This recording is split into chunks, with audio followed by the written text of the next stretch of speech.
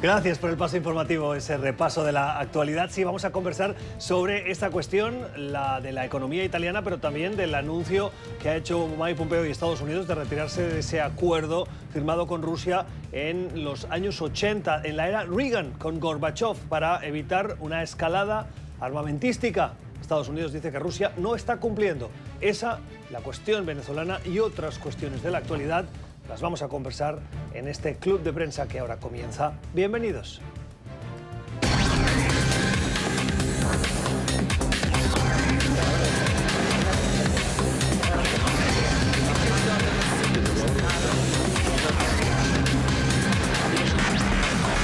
Club de prensa con Gustavo Alegret.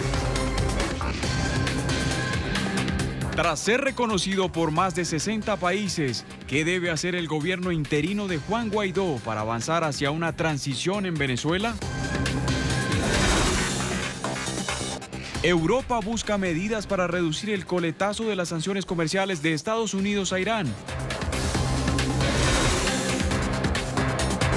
Despidos en BuzzFeed alertan sobre la mala situación de los medios digitales. Y 200 años del Museo del Prado en España. Comienza Club de Prensa con Gustavo Alegret. Tiempo para el análisis en nuestra mesa de trabajo, que hoy les invitamos a que nos acompañen para estar escuchando las opiniones de quienes están hoy en nuestro estudio en Washington. Con Rafael Bernal, que es periodista del periódico El Portal de Información Política de Hill Latino. Gracias, Rafael, por estar con nosotros. Buenos días. Bienvenido, buenos días. Con Alfonso Fernández, corresponsal de la agencia EFE. Buenos días. Alfonso, ¿cómo estás? Buenos días. Y con Juan Carlos Hidalgo del Cato Institute, analista. Buenas. Frío hoy en Washington, ¿cierto? Sí. Y además una nevada que, por pequeña que pareciera, acompañada con esos vientos gélidos de este Polar Vortex que está mostrando sus últimos coletazos, nos demuestra que... Ya está mejorcito. Está mejorcito, sí. Sí, hoy se sintió cálido, más sobre bien. todo Menos si lo comparas con Michigan, Wisconsin, Sí, bueno. Boston o Chicago, ¿no? Sí, está un poco menos peor, pero esta ciudad definitivamente no sabe cómo manejar la nieve. Esto, la frase me gusta, está un poco menos peor. Muy mexicano. Muy mexicano. Antes de entrar en cuestiones de la actualidad, Alfonso, los compañeros de la agencia EFE que fueron retenidos en Venezuela, liberados ya, ¿cómo se encuentran? Bueno, después de pasar 24 horas de susto y asombro y perplejidad, finalmente fueron liberados. Fue una aventura, por lo que comentan. Llegaron a estar esposados en el helicoide donde les llevó la SEBIN, la Policía de Inteligencia venezolana, y una serie de acontecimientos que no estaba muy claro durante la mañana cómo iba a discurrir, ¿no? Al principio parecía que iban a ser deportados, luego a medio camino del aeropuerto las autoridades se desdicieron y volvieron para atrás y les liberaron e incluso les acreditaron, o sea que de momento ha pasado como un susto y como un testamento de la dificultad que supone cubrir Venezuela en estos tiempos. Difícil la situación en Venezuela. Primer tema de la jornada de hoy, la situación en Italia. Vamos a hablar de Europa. La economía italiana enfrenta técnicamente recesión, ha entrado en recesión. La actividad se contrajo en los últimos 3 meses del año pasado un 0,2%. Si bien es muy poco, podrán decir, la tendencia es lo que cuenta, y lo que cuenta es que esa tendencia no es positiva y preocupa, y lo cual ha disparado, Juan Carlos, las alarmas de la Unión Europea, que, dicho sea de paso, en lo político tampoco pasa por un buen momento. Sí, recordemos lo que es una recesión. Una recesión se declara oficialmente cuando hay 2 trimestres consecutivos de contracción económica, por más pequeña que sea. Entonces, en este caso, Italia de por sí es el país de la eurozona que experimenta el crecimiento, que ha experimentado el crecimiento más bajo desde la adopción de la moneda única, desde el 2000. Hay una necesidad imperiosa de reformas estructurales en Italia que son fácilmente identificables, tienen que ver con el mercado laboral, tienen que ver con reformas de competencia. También hay cuestiones que son más difíciles de cambiar, como es el modelo económico basado en empresas familiares que tienden a ser menos productivas, tienden a tener una productividad menor que un sistema de mercado basado más en empresas accionarias.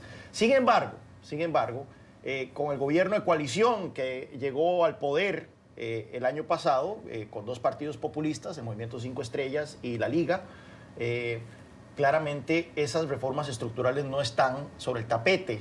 Ahora bien, el gobierno italiano, a través de la Liga, ha hablado sobre la posibilidad de introducir un flat tax, un impuesto de tasa baja, de tasa única baja. Ha sido muy controversial esto, puesto que al mismo tiempo está la otra gran promesa del Movimiento 5 Estrellas de introducir un ingreso mínimo universal. Entonces, por un lado están hablando de recortar impuestos, pero por el otro lado están hablando de introducir una nueva medida de estado de bienestar, ¿verdad? Que es garantizarle un ingreso universal a todos los italianos, y eso, por supuesto, que ha venido entonces en contraposición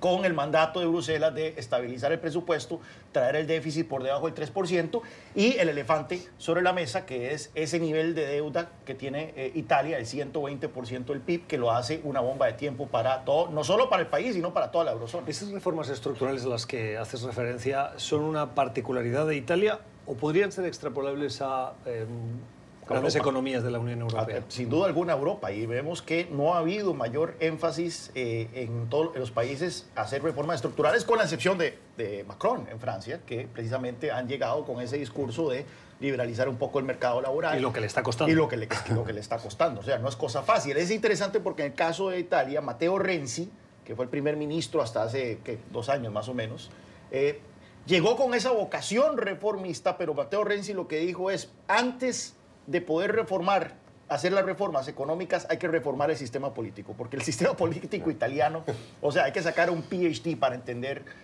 cómo se maneja ese país en materia política. Yo creo que el Senado tiene 800 escaños, por ejemplo. Es una cuestión increíble. Bueno, lo intentó y no salió. Bueno, y ese fue el problema de Renzi. Trató de poner primero las reformas políticas para luego, supuestamente, él entrarle de lleno ya con un sistema político más ágil, entrarle a las reformas económicas, y fracasó espeluznantemente. Pero aparte, Italia tiene, digo, a pesar de sus problemas internos, que creo que no hay un PhD que enseñe semejante vulgaridad como es la política italiana, es el canario en la mina, porque sí, sus problemas estructurales, aunados a un ciclo económico que parece que no viene bien, nos dice que nos podamos, digo, agárrense de sus sillas. Porque viene el problema en la zona euro. En Estados Unidos, el problema con China en cuanto a comercio exterior también reduce las posibilidades de crecimiento. Y ahorita está, digamos, las economías mundiales, en gran parte por estos movimientos populistas, ciertamente la de Estados Unidos, está, digamos, afinada hacia un tiempo de crecimiento abrumador, que es lo que buscaba Trump, por ejemplo. Pero ya con impuestos bajados, déficit por los cielos, digamos, todos los factores macroeconómicos puestos para una crisis, realmente es un momento peligroso, y este tema de Italia, bueno, debe de resonar en el resto, no solo en Europa, sino en el resto del mundo. La situación en Europa es más complicada de lo que parece, ¿no? Aquí hablamos ahora de Italia, que ha caído en recesión, pero la noticia más importante, creo, a nivel económico en Europa ha sido la reducción de las previsiones de Alemania, ¿no? Que es el motor, la locomotora económica europea, y que le han recortado al FMI un medio punto, ¿no? En las últimas revisiones. Si sumamos que la locomotora se frena, que Italia, que es la tercera economía, está en recesión, que en España las previsiones también comienzan a revisarse a la baja, lo que viene es una situación compleja en Europa que puede tener muchos problemas a nivel global. La situación aquí, en Estados Unidos, hoy lo hemos visto con, por ejemplo, el dato de desempleo, es totalmente contraria, ¿no? Estamos en un nivel de desempleo del 4%. Y, Alfonso, ¿cómo puede influir esto en las elecciones que en mayo se van a llevar a cabo en Europa, en las que, recordemos, el expresidente italiano se va a presentar, Silvio Berlusconi, personaje? Y yo creo que añaden gasolina a la hoguera populista que estamos viendo en Europa, ¿no? Porque la gente está dándose cuenta de que la situación económica, después de ese pequeño rebote tras la gran crisis, está volviendo a frenarse. Entonces yo creo que movimientos como la llegada de Berlusconi, ¿no? Que parece curioso, cuanto menos, que alguien como él se presente como un salvador. Yo creo que se va a repetir en otros países y veremos cómo el Parlamento Europeo tendrá personajes más sorprendentes. Bueno, y a este escenario hay que sumarle la posibilidad cada vez más creciente de un Brexit sin acuerdo, ¿verdad? Un Brexit duro, que no solo afectaría a la economía británica, que se llevaría el principal golpe, sino también a la economía continental. Alemania, Holanda, Irlanda, países que tienen una gran exposición con el Reino Unido, están destinados a sufrir un impacto bastante significativo en sus proyecciones de crecimiento en caso de que no haya un acuerdo con Londres.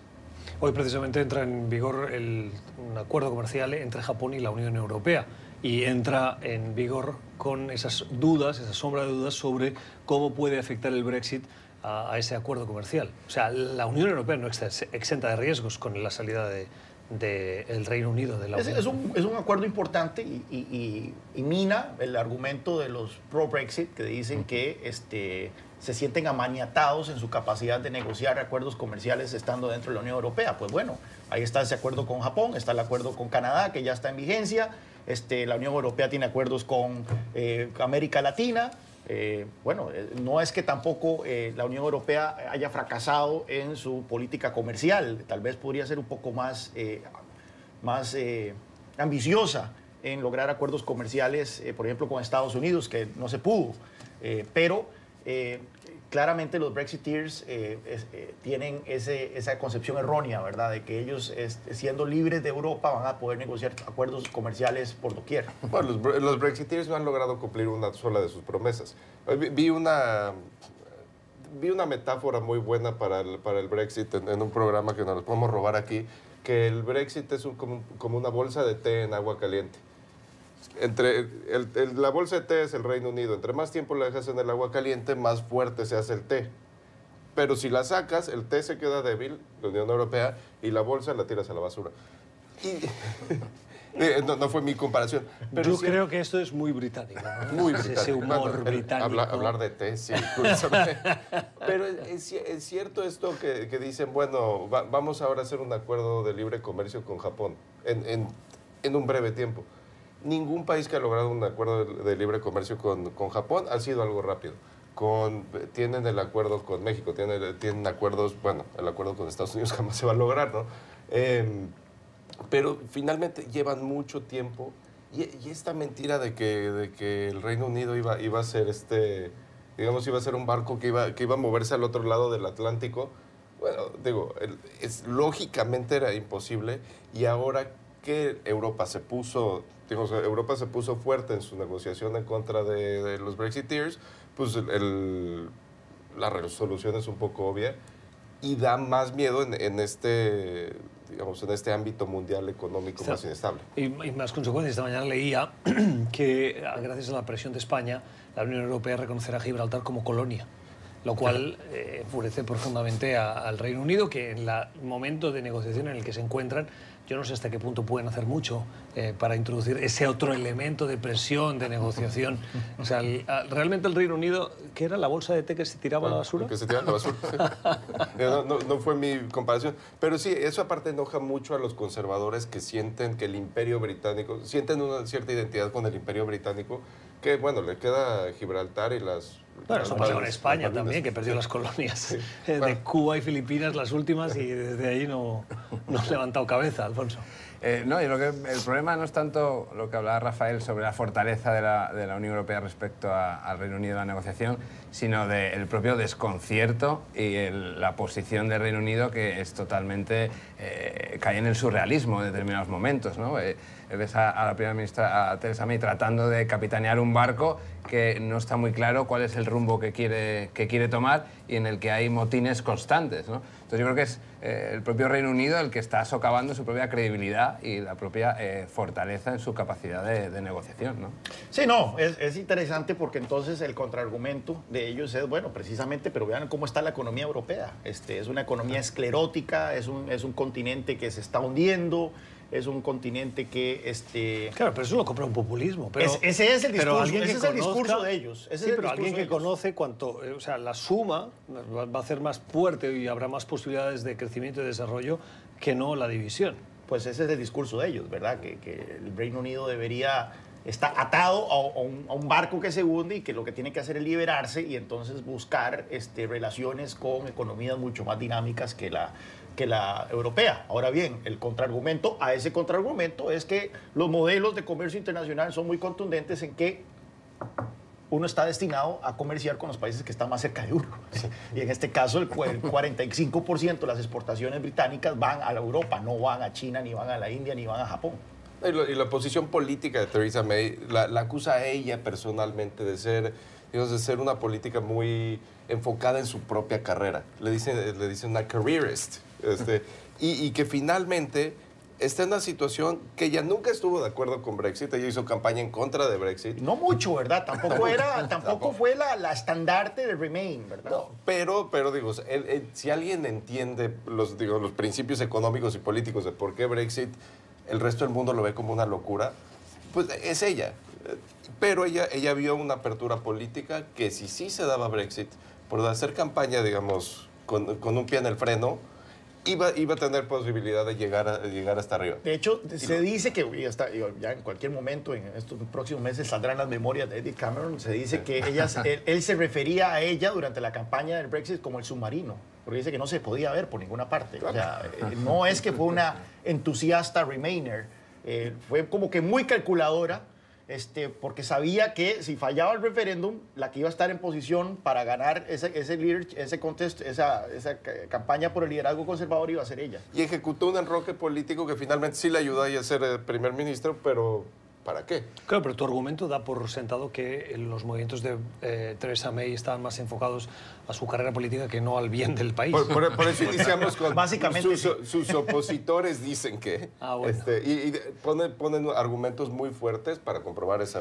No, y recordemos que la cuestión, seguimos valorando cuál será la salida, Brexit duro, Brexit blando, a 2 meses de que se produzca la fecha límite. Quiero decir que han pasado años, casi año y pico de negociación y aquí no ha habido ningún avance, ¿no? Lo que estamos viendo es desconcierto que permanece en Londres y que nadie sabe por dónde tirar. Y estamos a 2 meses de que se produzca la salida definitiva. Y Bruselas ya ha dicho que no va a cambiar. Y es que todo se reduce al tema irlandés, ¿verdad? A la salvaguardia irlandesa, como se le ha llamado, que es esta garantía de que el Reino Unido va a permanecer en la unión aduanera con Europa hasta el tanto descifren una manera de poder salirse de esa unión aduanera sin necesidad de poner una frontera dura con aduanas y demás. ¿La cuadratura del círculo? Es la cuadratura del círculo. O sea, tal vez dentro de 50 años haya tecnologías que permitan eso. Y es interesante porque el comercio del Reino Unido con Irlanda del Norte, o sea, con su provincia de Irlanda del Norte, es mínimo. Yo creo que es menos del 1% de las exportaciones de Irlanda del Norte van a lo que se llama el mainland, ¿verdad? El resto del país. Irlanda del Norte comercia mayormente con con la República de Irlanda. Entonces, lo lógico en esa circunstancia es un arreglo en donde tal vez Irlanda del Norte pueda permanecer en la unión aduanera y el resto del país tal vez sí se salga de la unión aduanera y pueda tener su propio... Eso se lo cuentan los protestantes. Eso es anatema para eso se lo cuentan los protestantes que tienen unos cuantos años y que recuerdan no perfectamente el conflicto. No, y que los escoceses saldrían ahí y dirían, a mí también me interesa ese acuerdo, ¿no? Sí, exacto. Sí. Lo que puede acabar pasando, pero fíjense qué curioso, permíteme, termino la primera idea. Lo que puede acabar pasando es que el Reino Unido se enfrente a sus demonios internos de Escocia, Irlanda del Norte, por haber querido salir de la Unión Europea. Bueno, y ahí para recuperar su fortaleza, se habla de que en lugar de Gran Bretaña va a terminar como una pequeña Inglaterra. Claro, Escocia votó por quedarse en el Reino Unido para quedarse en la Unión Europea. Y luego el Reino Unido, específicamente Gales y partes de Inglaterra, votan para salirse de la Unión Europea. Los escoceses claramente están muy enojados. No, están enojadísimos. Y aquí es un tema interesante porque entra tal vez el rol constitucional de la reina. La reina obviamente es apolítica, no se mete en esas cosas y ha sido fantástica en mantener ese rol apolítico. Pero hay una cosa que le interesa a la familia real británica, es mantener junto al Reino Unido. Y si la política en Westminster empieza a ser un obstáculo para eso, puede ser que por una vez la reina se meta en política. Es interesante porque yo fui a Escocia de vacaciones a un mes del referéndum de Brexit. Y entonces mi misión era, iba de vacaciones, pero mi misión era enterarme si en verdad había apetito para un segundo referéndum independentista. Bueno, y de lo poco que pude entender por el acento escocés, que es imposible descifrar. Oye, respete a los especialmente en escoceses, por Glasgow. favor. Es precioso, está más difícil. No, la gente, vieras que no quería un segundo referéndum en ese momento. Yo les preguntaba, ¿y por qué no? Y me decían, el precio del petróleo se vino abajo. Cuando tuvimos el primer referéndum, el precio del petróleo estaba a $100 el barril. Ya andaba como por 40 en ese momento. Y dijeron, o sea, el Partido Nacionalista Escocés es un partido pro Estado generoso de bienestar. Ellos quieren replicar en Escocia el modelo escandinavo, pero bueno, eso significa entonces altos impuestos. Los escoceses no estaban interesados en tener altos impuestos, querían bajos impuestos, y la alternativa entonces era un petroestado, ¿verdad?, que con altos ingresos petroleros. Ya con eso fuera el tablero, entonces ya no querían independencia. El petroestado europeo, que definitivamente no se parece mucho al latinoamericano. No. Ya vamos a hablar enseguida de eso. Les quería decir, la segunda idea de antes era que hemos empezado hablando de Italia y hemos acabado hablando del Reino Unido y del Brexit. Es la Unión Europea. La Unión Europea. Todavía. Un momento Bueno, de vamos a hacer fortaleza. una primera pausa en nuestro club de prensa de hoy. Regresamos y al volver hablaremos de Venezuela. Se siguen moviendo las cosas en Venezuela. Como dice hoy el The Economist, la batalla por Venezuela le dedica un largo artículo con títulos tan sugerentes como una oportunidad por fin para la liberación, palabras textuales del The Economist, y un análisis sobre lo que sería el día después de ese esperado cambio de gobierno, con la llegada de Guaidó, que abriría ese periodo de transición que muchos países esperan que se produzca para llegar a unas nuevas elecciones libres, transparentes, democráticas, con veeduría internacional. Esto por un lado. Por el otro, también la prensa estadounidense hoy le pone atención. Miren la viñeta, el dibujo, la caricatura que muestra el rotativo The New York Times, en la que vemos dibujados a las dos personas que claman la presidencia, Nicolás Maduro, con la banda presidencial, ataviado con su chaqueta o americana, sin pantalones, en ropa interior, y a su izquierda a Juan Guaidó con la banda presidencial, ataviado con pantalones y a pecho descubierto. Juan Guaidó lleva los pantalones en esta crisis venezolana. Ciertamente no es coincidencia que el caricaturista decidió ponerle todo el oro y el brillo a Maduro y los pantalones a Guaidó. Lleva los pantalones en el sentido que ya ha conseguido reconocimiento internacional de 65 países, me parece que lleva, y parece que los estados fuertes de la Unión Europea ya están encaminados, porque obviamente Maduro no va a cumplir los 8 días que le pidieron para llamar una nueva elección. O sea, en ese sentido sí, y trae un movimiento fuerte detrás de él, y es importante lo que él dice, que le quita alas al argumento de la izquierda internacional, que dice que aquí no va a haber guerra civil. Es muy claro que en Venezuela no estamos hablando de dos facciones políticas, estamos hablando de, digamos, dos facciones políticas que el pueblo cree en ellas. Estamos hablando de dos cúpulas políticas enfrentadas entre sí. Entonces, sí, en ese sentido, sí trae, digamos, él trae la batuta, pero en cualquier momento se le puede caer y Maduro la puede retomar. Cierto, yo creo que la situación, lo interesante es que ambos en esta caricatura están a medio vestir, ¿no? Quiere decir que ninguno de los dos parece controlar ahora la situación por completo. El caso curioso de los últimos días es la Unión Europea. Me parece bastante interesante cómo ha fracasado en cierto sentido en lograr una posición común. Parecía que iba a ser como, digamos, el comodín, después de frente a Estados Unidos, que había optado por la decisión más agresiva y más contundente, ver cuál era lo que iba a hacer la Unión Europea, dada la presencia importante de España, Italia, Portugal, países en los que hay una gran vinculación histórica. Pero lo cierto es que la representante de Asuntos Exteriores, Federica Mogherini, no ha logrado una posición común entre los miembros de la Unión Europea.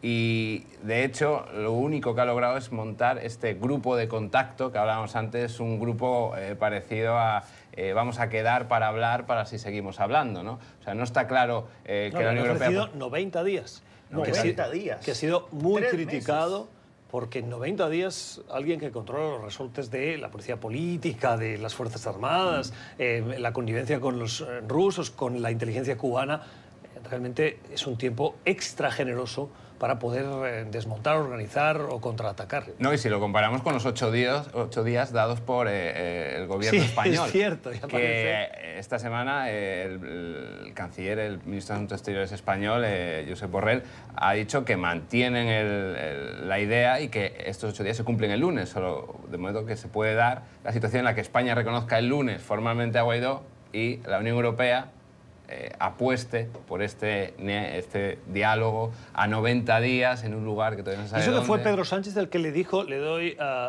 una semana o 8 días y además le pido a la Unión Europea que haga lo propio.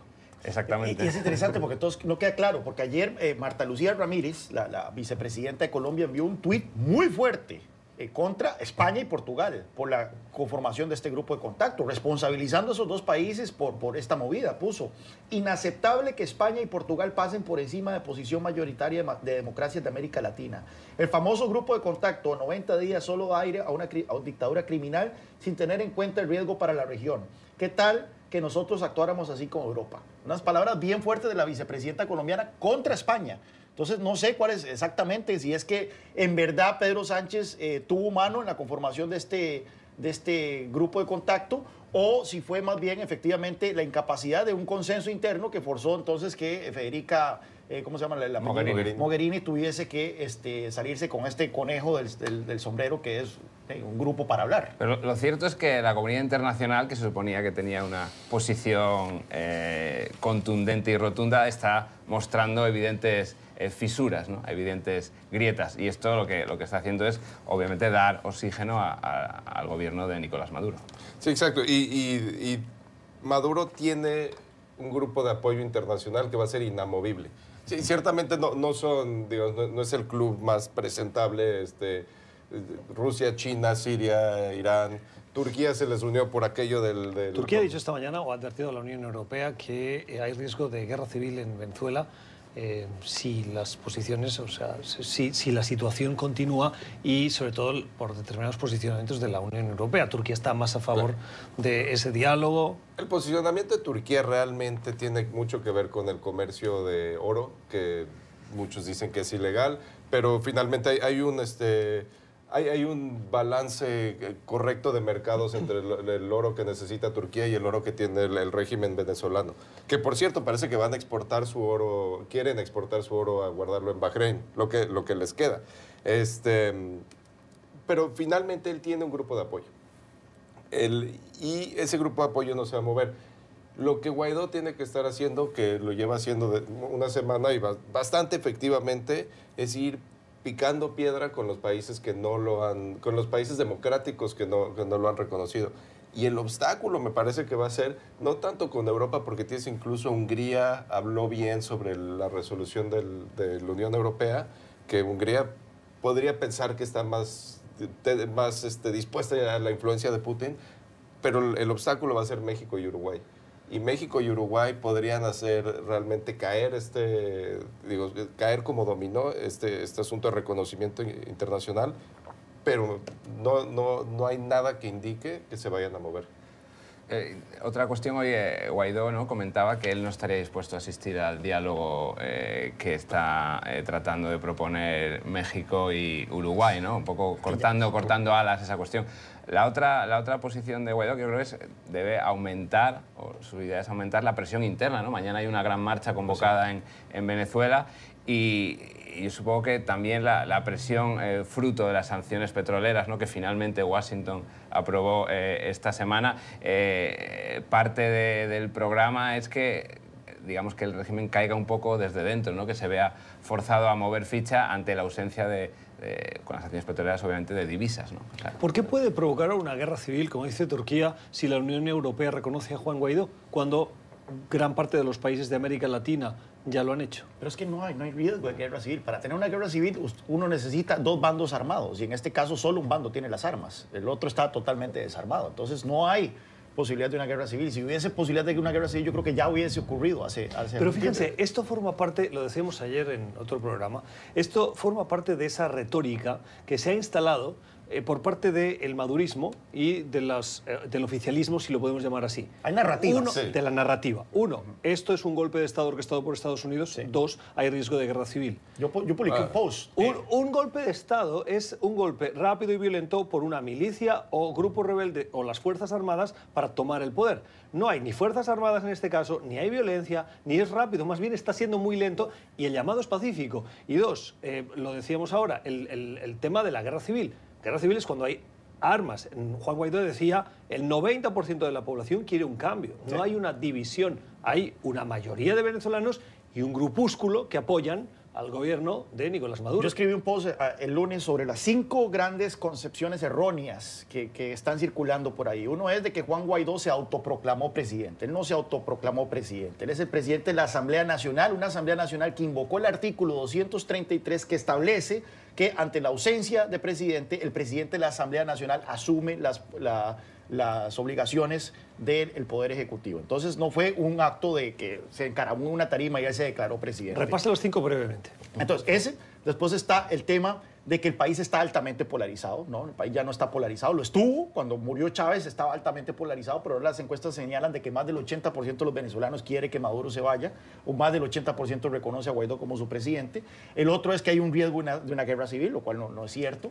El otro es de que la oposición está instando a las Fuerzas Armadas a dar un golpe de Estado, lo cual no sabemos que tampoco El es artículo caso. de ayer del New York Times era extremadamente claro. Y Sí, explícito. finalmente, yo odio enumerar cosas porque siempre se me olvida una, pero la quinta es de que esto es un enfrentamiento entre Estados Unidos y Maduro, cuando esto no es Estados Unidos únicamente, esto es todo Occidente básicamente, mayor parte Occidente respaldando la aspiración legítima del pueblo venezolano a tener un país democrático.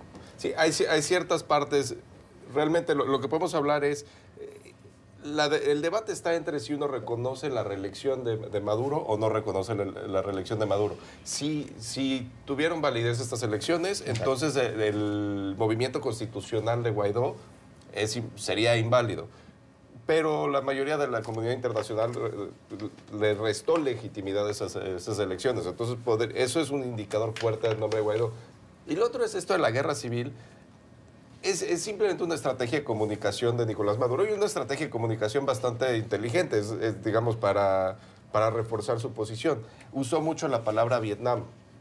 No se vayan a meter aquí los gringos que se van a volver Esa es la un Vietnam. narrativa. Esa es la narrativa. Pero es una estrategia de comunicación. No tiene ninguna base en la realidad fuera de que ambos en Vietnam y en Venezuela hay mucha jungla.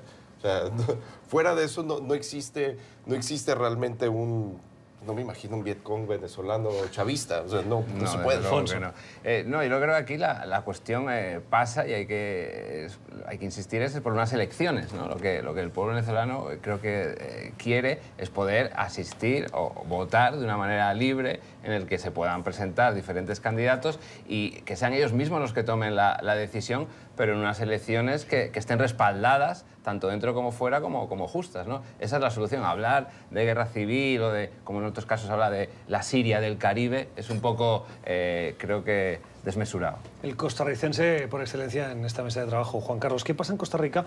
Dicen que prefieren entrar en el grupo de la UE latinoamericana para promover elecciones en Venezuela y que toman con optimismo la creación del grupo de contacto.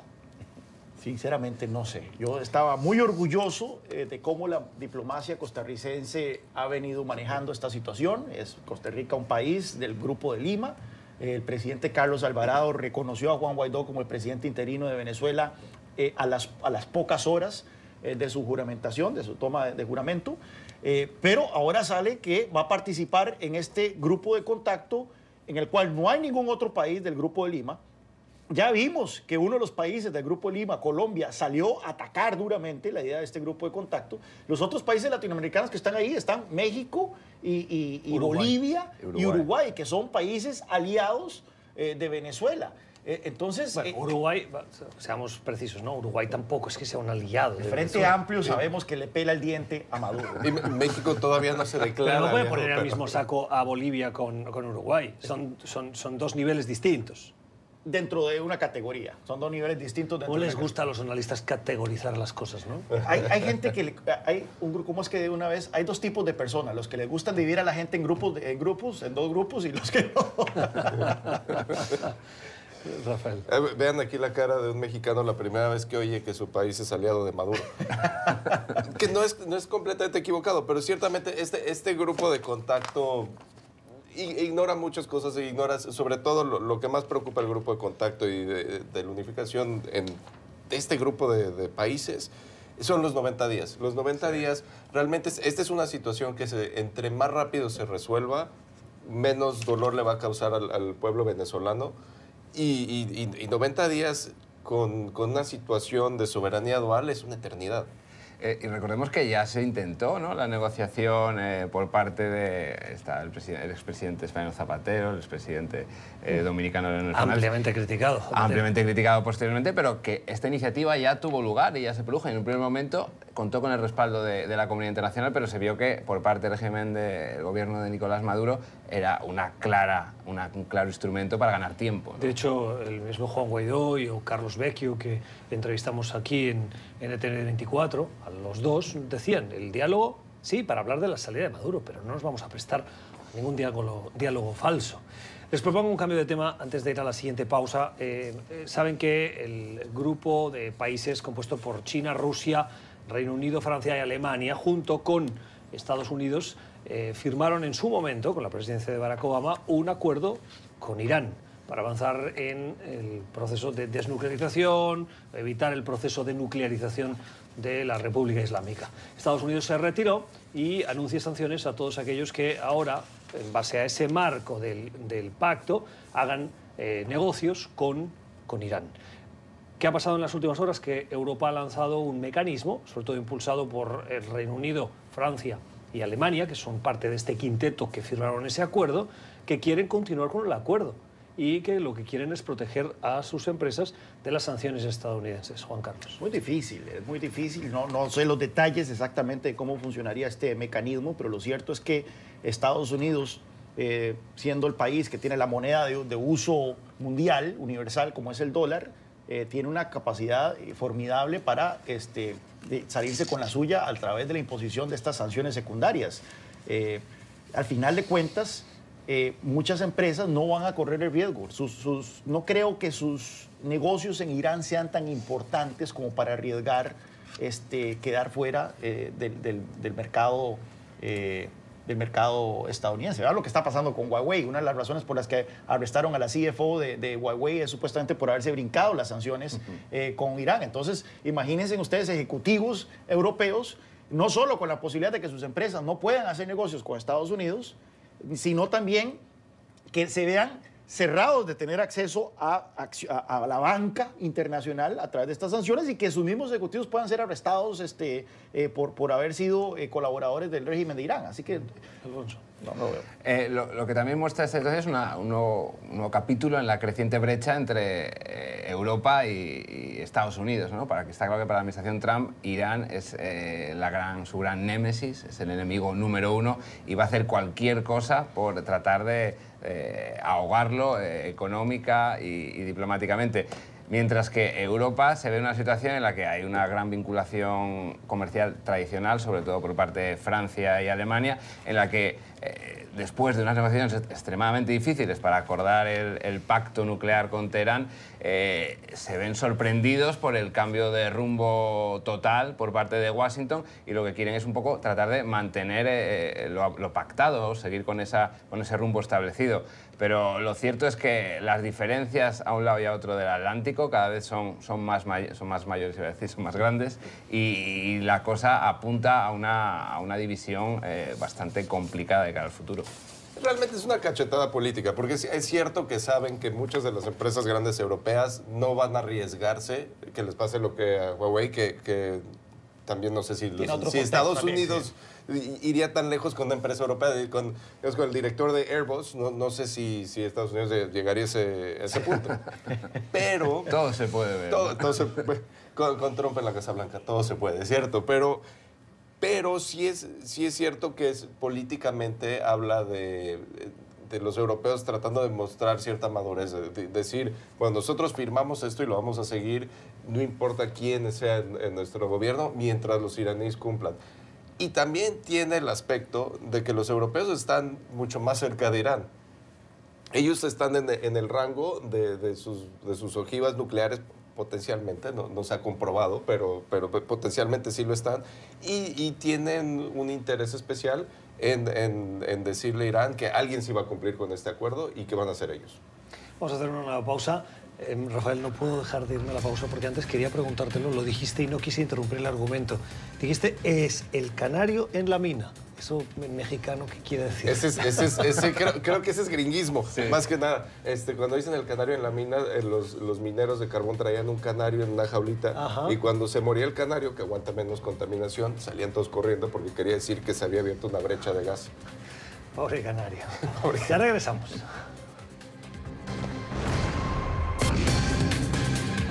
Tiempos difíciles para el periodismo, sabemos de las múltiples reestructuraciones, palabra recurrente y utilizada para simplemente describir la lista de número de empleados que van a ser despedidos de una empresa. Reestructuraciones, decía, en medios de comunicación. Los últimos que se están anunciando hacen referencia a BuzzFeed, que anuncian un futuro amargo, incluso para los medios digitales, que parecía, Alfonso, el gran refugio de los medios tradicionales que decían, bueno, nos ahorraremos costes en distribución, en impresión, etcétera, para centrarnos en el negocio de la información escrita a través de Internet, que es gratis, por decirlo así. Pero parece que ni eso está salvando al periodismo. Esa es la gran sorpresa y lo que asombra a expertos y a lectores, ¿no? Se había vendido los nuevos medios digitales, los nativos medios digitales, como dicen aquí en Estados Unidos, como la vanguardia de la prensa y, en cierto sentido, el gran... Cuando dices nativos, ¿a qué te refieres? Que puramente nacidos y vinculados al ambiente digital. Quiero decir que no hay una versión en papel, que no vienen de la prensa, digamos, del siglo XX. Y la cuestión con estos recortes y estas reestructuraciones, como tú bien dices, que es una manera de ocultar la realidad. Es un eufemismo maravilloso, ¿no? Para decir que vamos a echar a gente. Sorprende y nos deja a todos un poco más atemorizados, si cabe, sobre el futuro de la prensa, porque si estos medios que iban a ser el salvavidas están también en esta situación, uno no puede dejar de pensar de qué va a ocurrir con los medios que todavía viven, en cierto modo, de la tinta y el papel. Esto, y además tiene un impacto altísimo, por ejemplo, no en los grandes medios, que son probablemente los que la gente a nivel internacional ve o percibe de los países. Washington Post, New York Times, pueden reducir sus plantillas, pero siguen siendo cabeceras relevantes que explican el mundo con una visión internacional desde Estados Unidos. Pero ¿qué pasa con los medios pequeños de poblaciones de tamaño medio que tenían el periódico de referencia, que era el más leído en la ciudad en cuestión, por encima del Washington Post o del New York Times, y que esos sí no sobreviven, cierran, y las informaciones que ellos explicaban no las explicará el New York Times o el Washington Post? Nadie explicará que la calle principal de Michigan va a ser reasfaltada por tercera vez en menos de 3 meses con gasto público si el periódico local se muere. No, bueno, y eso ha sido una tragedia para la democracia en general en Estados Unidos. El periódico local tenía una importancia social y política, digamos, inmesurable. La pérdida de esos periódicos lo que ha hecho mucho es permitir, digamos, un aumento en la corrupción en las capitales estatales, porque cuando no hay una supervisión de medios, hay eso. Ahora, sobre el tema de BuzzFeed y de estos medios digitales, algo que noté en estas notas, y dicho sea de paso, yo no tengo información sobre los presupuestos y digamos, el dinero que circulaba dentro de estos medios, pero en general hablaban de que tenían un cuarto de prensa con unos números de reporteros altísimos. En nuestro periódico son relativamente pocos. Los demás periódicos políticos en Washington, estás hablando de los más grandes. Sí, ya veo que a usted le están sacando las canas, ¿no? Bueno, ese es otro tema. Pero tienen mucha gente y dices, bueno, ¿y estos qué hacen todo el día? Yo no entiendo. Trabajar. Bueno, no sé qué más Brevemente, agregar, por no soy periodista, pero sí, es un reto mayúsculo el que nos está dando esta nueva era del Internet y el modelo de negocios de ciertos sitios que no cobran por poner anuncios o cobran muy poco por poner anuncios precisamente por las economías de escala que manejan. Sí, difícil. Antes de ir a la pausa, Alfonso, el Museo del Prado, una de las joyas de los museos europeos y particularmente de España, en Madrid, joya cultural española, cumple 200 años.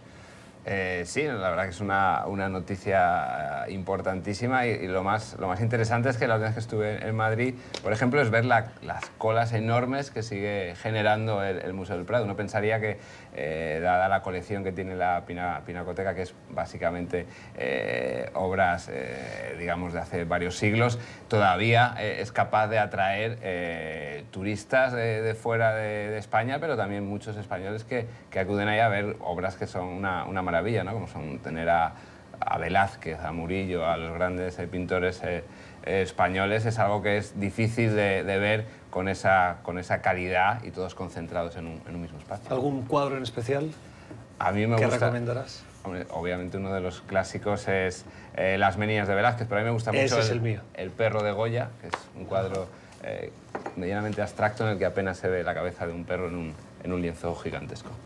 Bueno, el Museo del Prado, una referencia necesaria para los que viajan a España, a Madrid, muy recomendable. Hacemos una pausa y regresamos para conocer la mala semana. ¿Quién se la dan nuestros invitados de hoy? Recta final en nuestro club de prensa, como siempre los viernes, para entregarle la mala semana. Juan Carlos, ¿a quién se la entregamos? Theresa May no tuvo una semana terrible, puesto que ganó algunos votos en el Parlamento, pero está en un zapato, como decimos en Costa Rica. O sea, claramente queda cada vez más evidente que el Parlamento no tiene la más mínima idea de lo que quiere. Hay una oposición a un Brexit duro, hay una oposición al acuerdo de ella, hay una oposición a un segundo referéndum, hay una oposición a quedarse en la Unión Europea, pero no hay una mayoría a favor de nada. Y le queda a ella entonces tratar de descifrar esta cuadratura del círculo. La mandan a Bruselas a renegociar el tratado, pero ya Bruselas le dijo que no va a renegociar el tratado. Entonces, pobre Theresa May. Lo que pasa es que te diría que si Theresa May no sabe, es que no sabe nadie. Nadie sabe qué va a pasar ni qué quieren. Pero bueno, mala semana para Theresa May por Juan Carlos Hidalgo. Alfonso. Para mí, como comentaba antes, Federica Mogherini, la alta representante europea, por la cuestión venezolana. Siempre se critica a la Unión Europea porque son incapaces de ponerse de acuerdo y el caso venezolano ha demostrado que es cierto.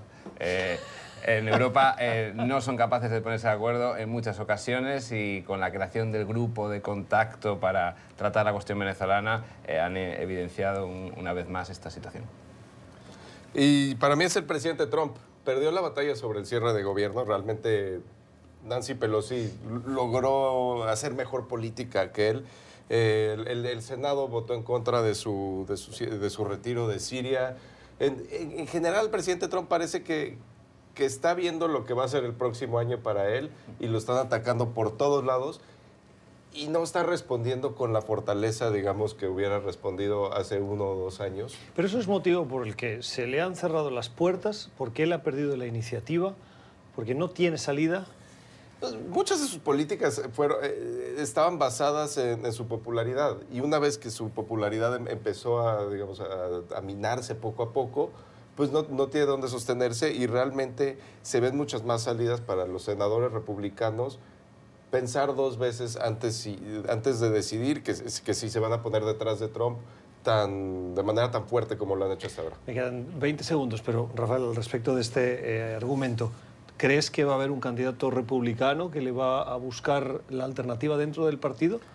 Es muy probable, ¿Es pero muy probable? es muy improbable que ese candidato se lleve la nominación. Bueno, vamos a seguirlo aquí en el ETN24. Ha sido nuestra mesa de trabajo con los argumentos, los puntos de vista, el análisis de Juan Carlos Hidalgo, de Alfonso Fernández y de Rafael Bernal. Gracias a ustedes por la generosidad de su tiempo, por escogernos. Les deseamos una feliz jornada y un feliz fin de semana. Regresamos el lunes.